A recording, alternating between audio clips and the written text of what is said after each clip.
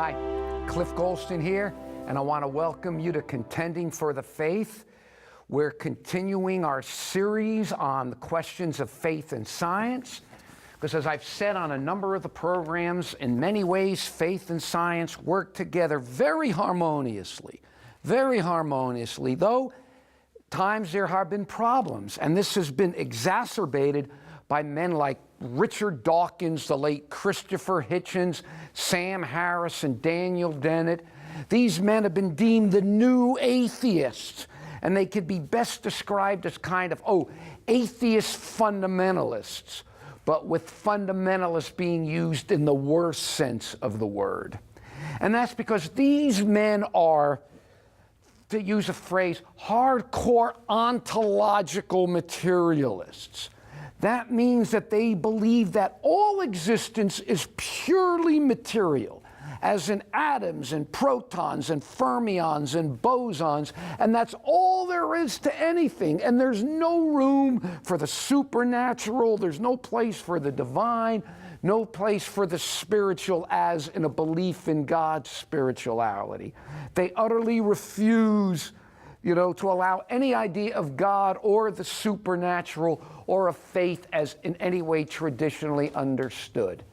And they are promoters of the myth, yes, the myth, that science is all rationality and reason and experiment and truth, and that religious faith is just, silliness and superstition and nonsense. And interestingly enough, their position is really not a scientific position. It's not something that science even demands. It is a metaphysical position, a philosophical position that some try to push off as science. In fact, listen to this this quote by a scientist. This quote has been made the rounds for a while. Listen to this.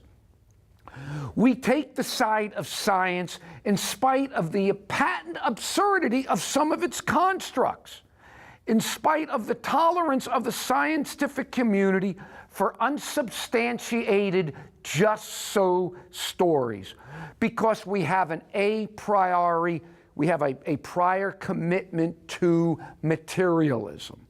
It's not that the methods and institutions of science somehow compel us to a material a priori explanation of the phenomenal world, but on the contrary, that we are forced by our a priori adherence to material causes to create an apparatus of investigation and a set of concepts that produce material explanations, no matter how counterintuitive, no matter how mystifying to the uninitiated. Now, I don't want to bog down in all this, and you can find this quote and parse it yourself. But what he's saying here is that even though science itself does not demand that scientists accept a material explanation of the world, a purely materialist explanation of the world, the scientists do it anyway. And that is therefore just right out of the gate beforehand. That's because right out of the gate beforehand, they've made a commitment to do that. And it's not that science demands it, they just do it anyway. Now, I don't know about you, but I find that an amazing quote. I'm really stunned by how open and honest this guy is. And he also gives the reason why they do it. Listen to the reason why they lock themselves in this dogmatic a priori materialism. Here's what he said. And he goes, "It's not that the methods and institutions of science somehow compel us to accept a material explanation of the phenomenal world, but on the contrary, that we are forced by our a priori adherence to material causes to create an apparatus of investigations and a set of concepts that produce material explanations, no matter how intuitive, how counterintuitive, no matter how mystifying to the uninitiated." Then he says, "Moreover, that materialism is absolute, for we cannot allow a divine foot in the door." In other words, the idea that they can't possibly allow anything smacking of God, of faith, of the supernatural into their science. This is the idea. Now, I risk leaving a lot of unanswered questions here by moving on, but I don't want to bog down in all this. But this is the point I want to say, is that if you hold this view, automatically, by default, that without any real reasons at all, other than just wanting to keep out what has been deemed the God hypothesis, if you want to keep that out of your science, then there's no question that faith, which we understand here in the Judeo-Christian tradition, and science, which, refuse as it's now practiced, then you're going to have conflict. How could they not be in conflict? One absolutely doesn't allow anything at all like that in. The other is that's foundational to it. Thus, you have the conflict. But as I've said before on programs, for most of the history of science and religion, the term science, really, this is a much later term, there really wasn't a conflict at all. We tend to view the history of faith and science through the lens of Galileo and the church, or through the creation evolution controversy, and they're there and they have their roles, but it's much more complicated than that. In fact, listen to another quote. This is from a book titled Science and Religion, A Historical Introduction. Yet science is even more changeable than theology. If the historical landscape is littered with discarded theological ideas, it is equally littered with discarded scientific ones. Failure to understand this historical reality has led those who see the march of science as one of inexorable progress to view controversies between science as religions as disputes in which religion was always wrong and science is always right. The true facts of the case are very much more complex and refuse to be summarized in these simple terms. That's heavy, especially this idea about the landscape being littered with discarded scientific ideas. We forget that there were some very smart, educated scientists who had very good reasons for belief in scientific theories that we today know or believe turned out to be wrong.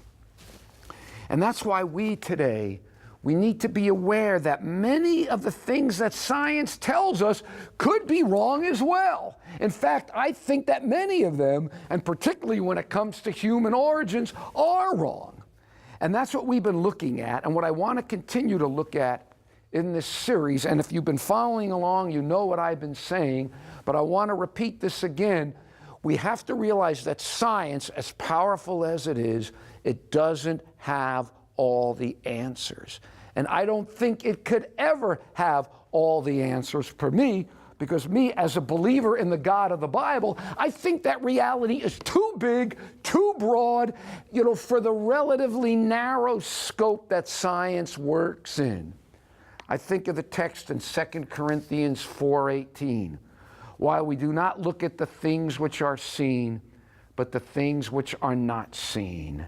For the things which are seen are temporary, but the things which are not seen are eternal.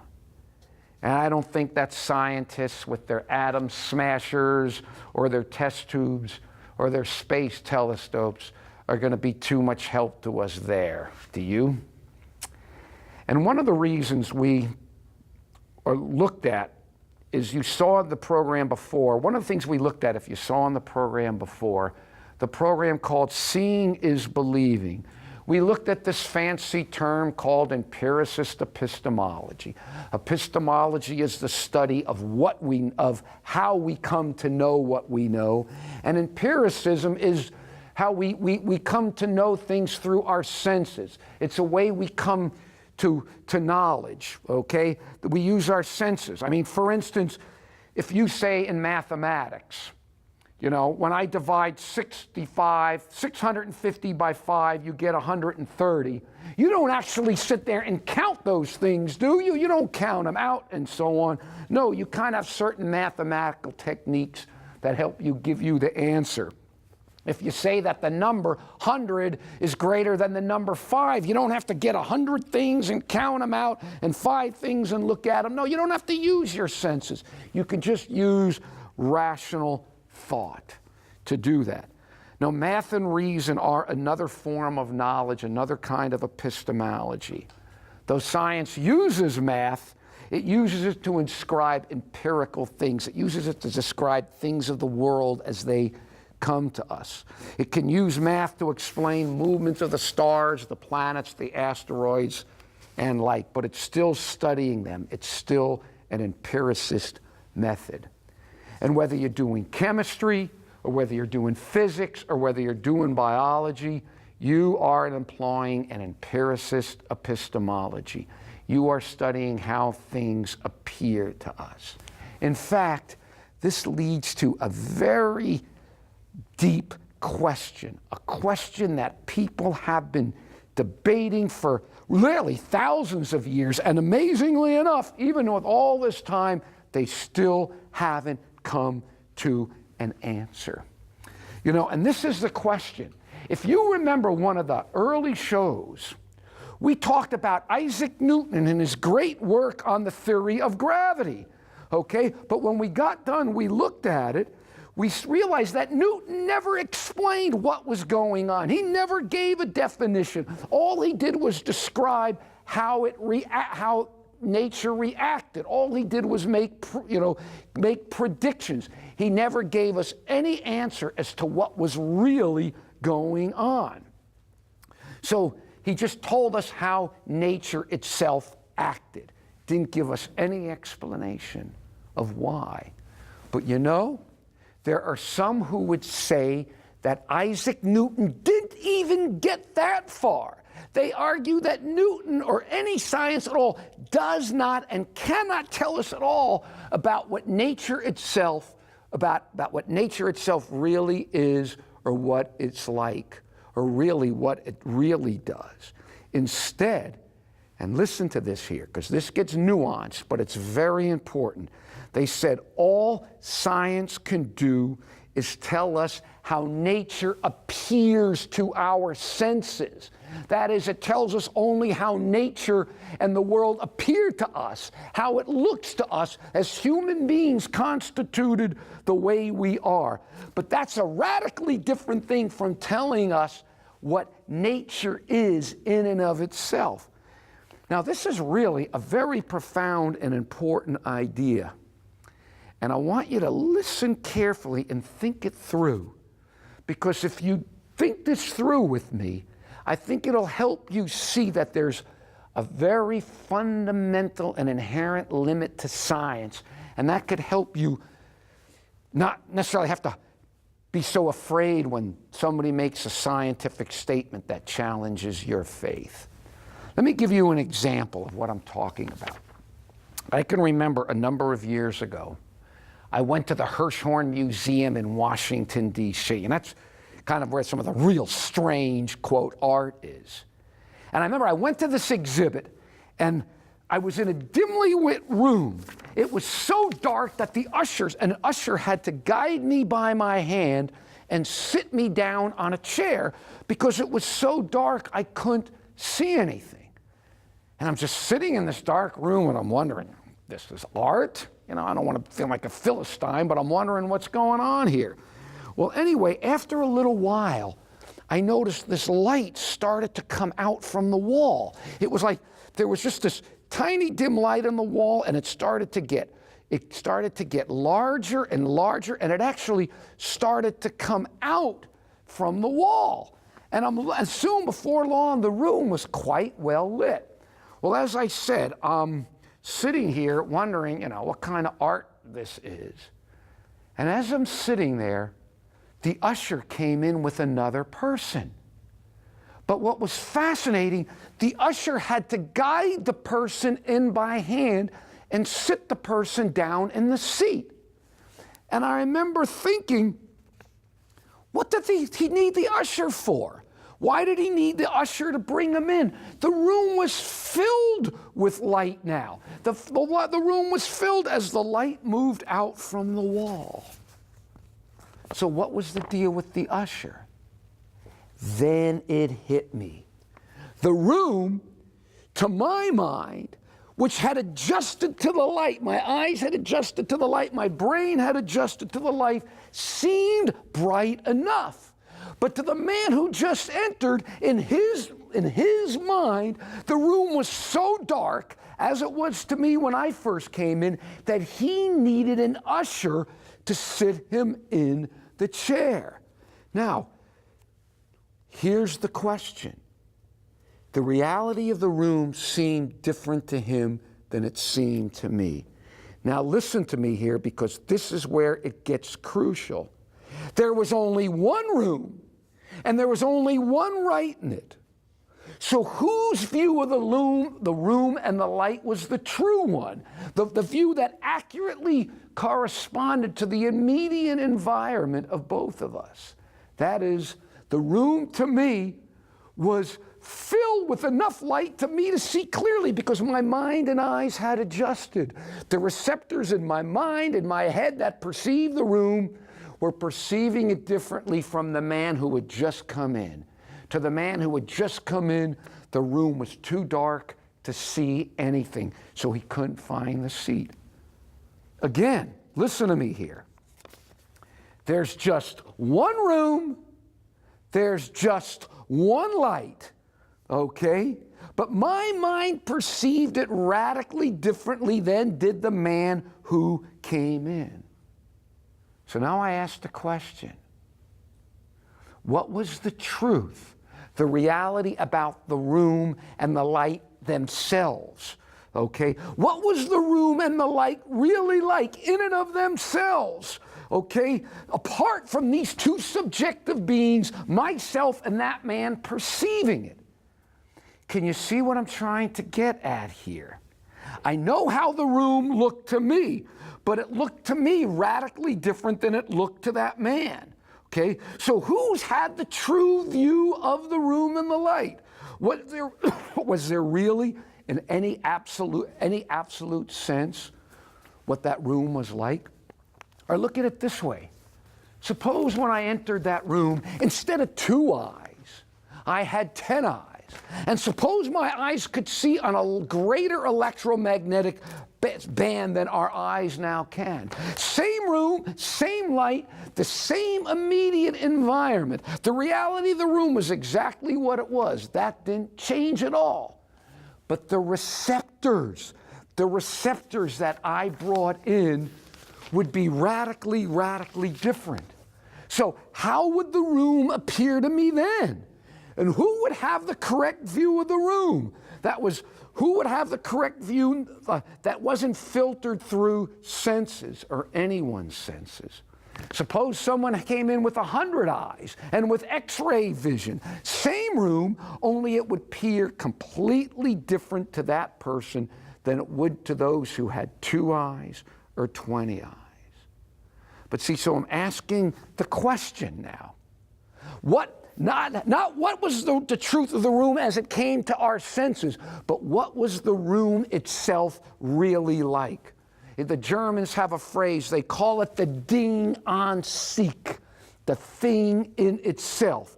Not what appears in our eyes, because we have just seen our eyes will give us different appearances. It'll look different. What was it in and of itself? The German philosopher Immanuel Kant once, he talked about the world as it appears to us. He called it the phenomenon, and the world as it was in and of itself. And he said there's a gap between the two, and it's impossible for us as human beings to cross that gap. Now, if this idea is new to you, take a little time to let the implications sink in.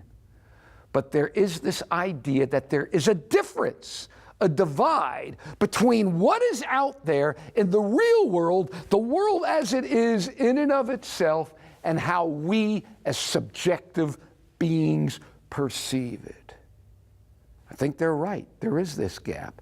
Thus, some argue that we can never know the world as it really is, but only as we, as human beings, with our limited brains and our limited sense receptors, allow us to know it. And I really think there's something to this. And I think it can explain, for instance, how right now, I believe, in this room, or maybe where you are sitting right now, there could be angels and demons right there in the room with you, right now in the room with us, as certainly as real as my voice or anything here, and yet we don't see them. We can't sense them. I mean, think about it too. I'm going to be silent for a second. You don't hear anything. How many millions of cell phone calls are in the room right now? How many millions of cell phone calls are in this room, as real as my voice, as real as this table right here, as real as the air, as real as any of that, and yet due to the limited perceptors that we have, the limited view of reality that our minds and our brains and our bodies and our heads give us, we completely miss them. Or take another idea. Suppose everyone in the world were colorblind to the color red. Suppose in all the cosmos there was no being who had the receptors that could take the electromagnetic waves that project the color red and translate them into the sensation of red. Okay? Sure, whatever molecular structure it is that creates those specific light waves, they are real, they exist, but it takes us and our specific receptors to give us the color red. But as I said, suppose in all the universe, all the universe were colorblind, that nobody had those receptors. Could there be the sensation of red? I'd say, no, it's impossible. Now notice, I use the word sensation.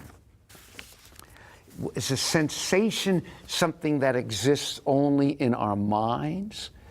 Okay, is that the same thing as the reality that gives us the sensation? I'm staring at the Mona Lisa, let's say. I have certain sensations in my mind. Shapes, colors, forms, I see it all. But what am I really seeing? I'm having sensations in my head. And what are sensations but sense impressions that exist in my mind? I mean, the painting's out there. The Mona Lisa's out there. But it isn't in my head. The painting itself isn't in my head. Of course not. What do I see but electromagnetic waves that the painting reflects? Well, actually, I don't even really see them if you want to get technical about it. If you really want to get technical about it, I don't see waves coming at me at the speed of light. I said I have impressions in my head, but these magnetic waves, they hit my eyes, and then the nerves in my eye, the rods and cones, take it back to the optic nerve, and that it goes into my brain, the back part of my brain, and I'm given with the electrochemical processes in my brain, and it's in these brain that all this stuff out there is translated into what I perceive as the Mona Lisa and the shape and colors of the Mona Lisa. So in a sense, when you see the Mona Lisa, it isn't really the Mona Lisa itself, is it? It's really just a bunch of chemicals to paint that is made up of molecules, that are made up of atoms, that are made up of quarks and electrons, and the forces that bring them together. Isn't that really what the painting is? And yet we never get anywhere near that. Instead, what I'm saying is there's a vast gap between reality itself and what we perceive as reality. I once heard a story about somebody who was on chemotherapy. And the chemotherapy, suddenly food that they once loved became unpalatable. Food they ate their whole life. Suddenly, but where did the change take place? Was it in the food or was it in them? I mean, suppose that person loved Cap'n Crunch cereal. Suddenly now they eat Cap'n Crunch and bleh, They want to vomit it up. Where did the change take place? Did it change place in the external reality, in the Captain Crunch itself as a ding on Zeke? Or did the change take place in them, in their senses? The reality itself was the same. But what changed was how we perceive it. And this, I dare say, is an issue with all our senses, with all our empirical tools. And it's the same thing with science. Science, in its own way, has to deal with this great limitation as well. Thus, we come back to a question that has been asked for a long time. Does science tell us what is really out there? Does it tell us just how the world appears to our senses? And if it's just how the world appears to our senses, what is it really teaching us about truth? This has been a big question, and to this day it remains unresolved. If this is true, I think there's something to this. This means that even science cannot tell us what the world is really like, but only as it appears in our experiences, or even in the experiences that our scientific instruments give us. Anyway, at least this is the argument, and I think there's something to it, something we need to keep in mind when we think about the limits of scientific knowledge. You know, I've said this before. Some people say, who cares about all this? It doesn't matter.